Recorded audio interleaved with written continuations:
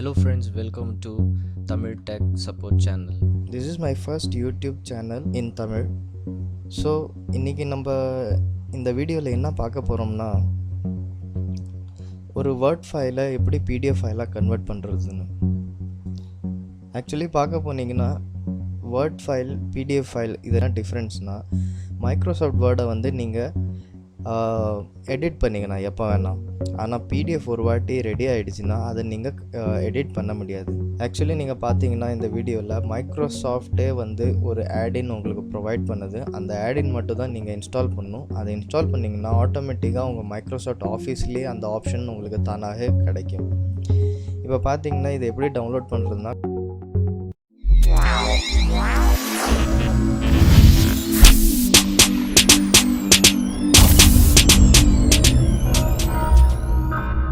கூகுளில் நீங்கள் word to PDF Microsoft கன்வெர்ட்டர்னு டைப் பண்ணிங்கன்னா உங்களுக்கு ஃபஸ்ட்டு ஆப்ஷன்லேயே வந்து உங்களுக்கு டவுன்லோட் 2007 மைக்ரோசாஃப்ட் ஆஃபீஸ் ஆடின்னு காமிக்கும். அதை நீங்கள் ஓப்பன் பண்ணிங்க.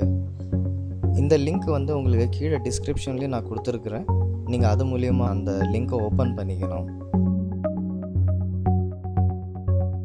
உங்களுக்கு நெக்ஸ்ட்டில் வந்து செலக்ட் லாங்குவேஜ்னு கேட்கும். அதில் இங்கிலீஷில் செலக்டை பண்ணிவிட்டு டவுன்லோடில் கிளிக் பண்ணுங்கள். டவுன்லோடில் கிளிக் பண்ணிட்ட பிறகு உங்களுக்கு ஆட்டோமேட்டிக்காக அது உங்களுக்கு லெஃப்ட் கார்னரில் உங்களுக்கு டவுன்லோட் ஆக ஸ்டார்ட் ஆயிரும்.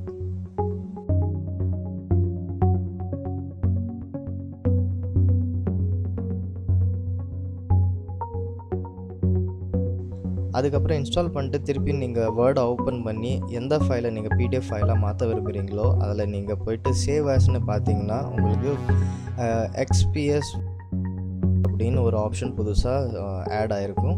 அதில் நீங்கள் கிளிக் பண்ணிங்கன்னா சேவ் ஆஸ் டைப்பில் வந்து உங்களுக்கு பிடிஎஃப் ஆட்டோமேட்டிக்காக வரும். அதுக்கப்புறம் நீங்கள் எந்த பாத்தில் எந்த இடத்துல அதை சேவ் பண்ண விரும்புகிறீங்களோ அதை செலக்ட் பண்ணிட்டு நீங்கள் பப்ளிஷ்னு கொடுத்தா இது ஆட்டோமேட்டிக்காக அந்த இடத்துல சேவ் ஆகிடும். இப்போ பார்த்தீங்கன்னா என் டெஸ்க்டாப்பில் இந்த வேர்ட் டாக்குமெண்ட் வந்து தானாகவே பிடிஎஃப் ஃபார்மேட்டில் டவுன்லோட் ஆகிருக்குது.